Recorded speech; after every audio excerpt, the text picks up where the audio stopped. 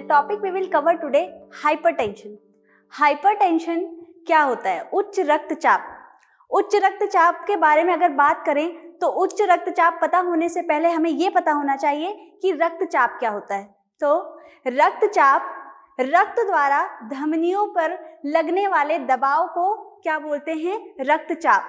जब किसी धमनी में कोई रक्त बहता है तो वहां पर क्या है, वो किसी दबाव के साथ बहता है, उसी दबाव को रक्तचाप कहते हैं। अब नॉर्मल मतलब एक सामान्य रक्तचाप क्या होता है, जिसको 120/80 माना गया है, जिसका मानक मात्रक लिया गया है mm/Hg। तो जो सामान्य रक्तचाप होता है वो 120/80 mm/Hg होता है। अब इसको कब कहेंगे कि ये उच्च रक्तचाप है? उच्च रक्तचाप लेने के लिए हमें स्फेग्नोमैनोमीटर लेना पड़ता है। तो जब उस स्फेग्नोमैनोमीटर में सिस्टोलिक बीपी 140 के ऊपर हो और डायस्टोलिक बीपी 80 के ऊपर हो, और जब यही स्थिति लगातार 140/80 mm/Hg की बनी रहती है, तब कहते हैं कि उस मरीज को या जिस व्यक्ति का रक्तचाप लिया गया है उसको उच्च रक्तचाप है। अब इसको वर्गीकृत किया गया है उसके जो मानक मात्रक है उसके हिसाब से। तो इसका जो वर्गीकरण है वो है सामान्य, फिर पूर्व रक्तचाप, फिर अवस्था 1 और उसके बाद अवस्था 2। जो सामान्य है वो 120/80 है। उसके बाद फिर जो पूर्व रक्तचाप है उसको 139 से 89 के बीच में रखा गया है। उसके बाद फिर अवस्था 1 आती है। अवस्था 1 में 149 से 90 के बीच में रखा गया है, और अवस्था 2 होती है जिसको 150 के ऊपर 150 से लेके 60 के ऊपर बीपी चला जाता है। तो इसको ये वर्गीकृत किया गया है।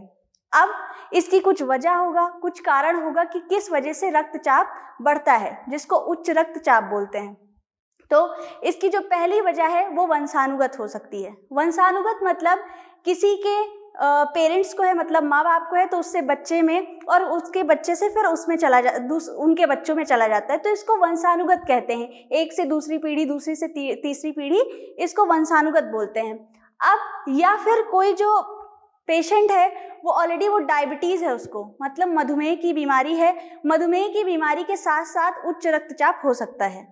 या फिर जो इंसान है वो अल्कोहल ले रहा हो या सिगरेट या बीड़ी पी रहा हो, तो उस वजह से भी होता है। या उसके भोज्य पदार्थ में कैफीन की मात्रा अधिक हो, कोलेस्ट्रॉल की मात्रा अधिक हो, या वो बहुत ज़्यादा फैट ले रहा हो।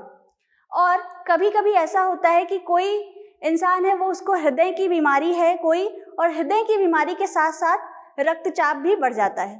तो ये सारे कारण होते हैं जिनकी वजह से क्या है, उच्च रक्तचाप हो सकता है। अब उच्च रक्तचाप के कारण जानने के बाद हमें पता होना चाहिए कि लक्षण क्या क्या आ सकते हैं। तो जो इनमें लक्षण आते हैं वो चक्कर आना, सर भारी लगना और दृष्टि में बदलाव। दृष्टि में बदलाव का मतलब है कि जो इंसान जिसका बीपी बढ़ा हुआ है वो जब किसी वस्तु को देखेगा तो उसको भारीपन महसूस होगा अपनी आंखों पे, वो ज़्यादा रोशनी को बर्दाश्त नहीं कर पाएगा। ये सारी चीज़ें, ये लक्षण उनमें आने लगते हैं। और जो व्यक्ति है वो मोटा होने लगेगा। ये सारे लक्षण उसमें दिखेंगे। अब लक्षण जानने के बाद जब हमें ये सारे लक्षण पता हो जाते हैं तब हमें डॉक्टर के पास जाना चाहिए, और डॉक्टर वहाँ पे जांच एवं परीक्षण करता है। तो ये जांच एवं परीक्षण कौन कौन से होते हैं?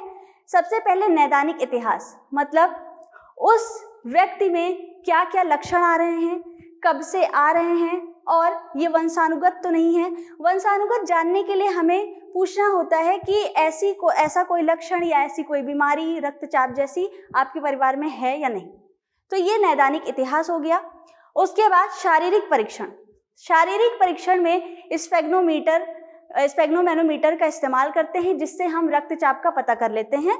और 3 से 4 बार अगर 140/90 के ऊपर रक्तचाप आता है तो ये कंफर्म हो जाता है कि जो व्यक्ति है उसको क्या है, उच्च रक्तचाप की बीमारी है।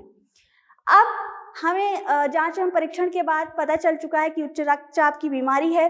उसके बाद अब इसका उपाय और बचाव करने के लिए कुछ चीज़ें होती हैं जो हमें उस पेशेंट को बताना होगा, या फिर क्या है दवाइयों के माध्यम से उसको सही करना होगा। तो ये क्या होता है, क्या इसका उपचार कर सकते हैं?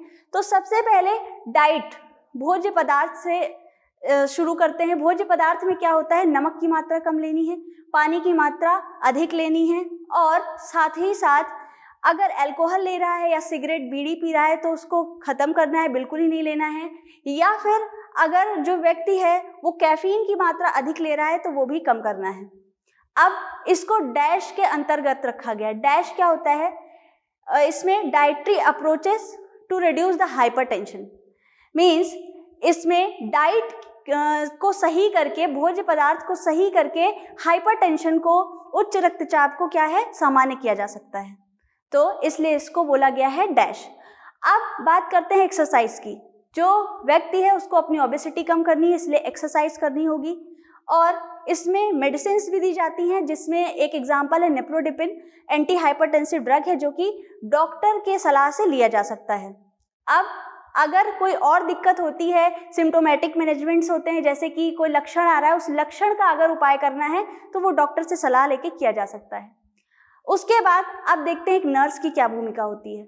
एक नर्स की एक व्यक्ति के रक्तचाप को कम करने में क्या भूमिका है, वो उसको स्वास्थ्य शिक्षा दे सकती है, हेल्थ एजुकेशन।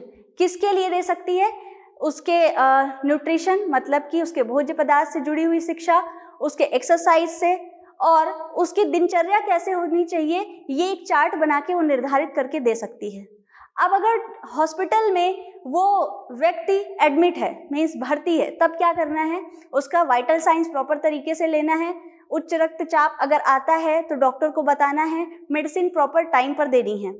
तो ये सारी चीजें करके एक नर्स रक्तचाप की बीमारी को कई हद तक क्या है, सामान्य रख सकती है। So that is today for our topic. This is Kirti signing off. Bye for the next video.